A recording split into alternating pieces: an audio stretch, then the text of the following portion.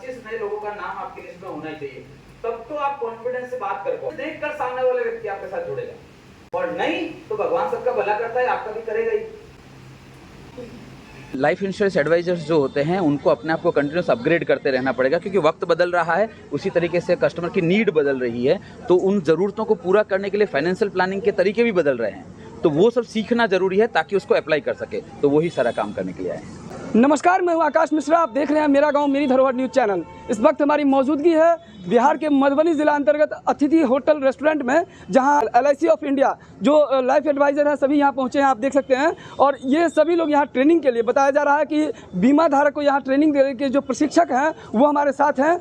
ये किसी परिचय के मोहताज नहीं है, हिमांशु जोशी जी हैं जो इस वक्त यहाँ पर आए हुए हैं। लाइफ एडवाइज़र जहाँ भी जाते हैं वो जो रिस्पेक्ट उनको मिलना चाहिए वो रिस्पेक्ट नहीं मिलता है, कैसे रिस्पेक्ट मिलेगा, इस पर आप क्या कार्य कर रहे हैं? ओके, देखिए क्या होता है, नॉर्मली एक जो इमेज बनी हुई है, डॉक्टर जो तकलीफ में पैसे लेता है, वकील जो तकलीफ में पैसे लेता है, CA जो तकलीफ में पैसे लेता है, उन सबका बहुत रिस्पेक्ट होता है। लेकिन एडवाइजर जो तकलीफ में पैसे देता है कंपनी, उसका रिस्पेक्ट नहीं होता है, क्योंकि कुछ चीज़ें मिसिंग है इंश्योरेंस प्रोफेशन में से। जैसे एक तो प्रोफेशनलिज्म मिसिंग है ना। तो प्रोफेशनलिज्म क्या, उसका एक सिंबल होना चाहिए, जैसे वकील का, डॉक्टर का, CA का एक चिन्ह होता है, निशान होता है। तो मैंने एक एडवाइजर का सिंबल बनाया है और 8 से ज़्यादा देशों में लोग उसको इस्तेमाल करने लगे, तो एक पहचान बनती है। दूसरा, प्रोफेशनल ड्रेसअप होना चाहिए, प्रोफेशनल नॉलेज होना चाहिए, और इसके साथ साथ आप देखेंगे CA एसोसिएशन का एक जगह होती है ना, डॉक्टर मेडिकल एसोसिएशन का एक जगह होती है, आर्किटेक्ट की जगह होती है। वैसे ही पूरे विश्व में मैं इसको, मेरा लाइफ का मिशन है, respect, honour and dignity for insurance advisor. बीमा सलाहकार के लिए सम्मान, गौरव और प्रतिष्ठा के लिए मैं काम कर रहा हूं।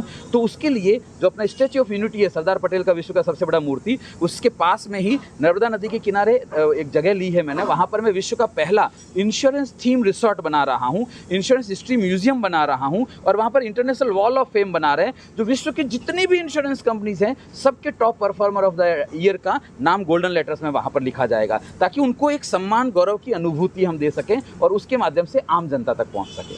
तो प्रोफेशनलिज्म, सही पहचान, सही निशान और सही परिधान। हिमांशु जोशी को इस तरह का प्रेरणा कि एडवाइज़र के लिए इतना अच्छा गोल सेट करना, ये कहाँ से ये प्रेरणा आपको आया? देखिए, मैं 20 से ज़्यादा सालों से इंश्योरेंस इंडस्ट्री में हूँ, और मैं बड़े गर्व से कहता हूँ मैं एकमात्र ट्रेनर हूँ जो सभी इंश्योरेंस कंपनीज को ट्रेनिंग दे रहा हूँ 20 सालों से। तो मैं इतने सारे लोगों से मिलता हूँ, तो एज ए ट्रेनर हमारी यही रहती है कि क्या प्रॉब्लम है उसका सॉल्यूशन, क्या प्रॉब्लम है उसका सॉल्यूशन ढूंढे, है ना। तो मुझे एक ये प्रॉब्लम समझ में आई कि रिस्पेक्ट, ऑनर, डिग्निटी नहीं है, तो नहीं है तो कैसे लाया जाए।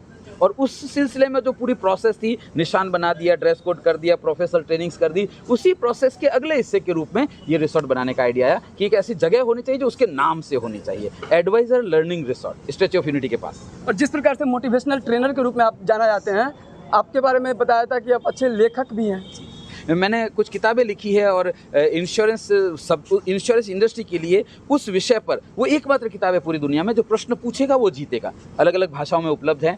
फाइनेंशियल प्लानिंग की कुछ डायरीज लिखी है, 2 बुक और आ रही है अभी जनवरी में। सो जो कुछ अभी ट्रेनिंग में क्या होता है, मैंने आपको ट्रेनिंग दी, मैं चला गया, लेकिन सब मधुबनी के लोग नहीं आ पाए। अब वापस कब आ पाएंगे? मेरा लास्ट मधुबनी का नंबर आया था 2017 में, अब 2023 में आया, वापस 2030 में नंबर आएगा, है ना। तो तब तक के लिए लोग क्या करेंगे? तो मेरी मम्मी ने मुझे बोला कि जो कुछ भी जानते हो किताब में लिख दो, ताकि वो लोग अपनी सुविधा के हिसाब से जब चाहें तब खरीद के पढ़ सकें। तो फिर मैंने किताबें लिखना शुरू कर दिया।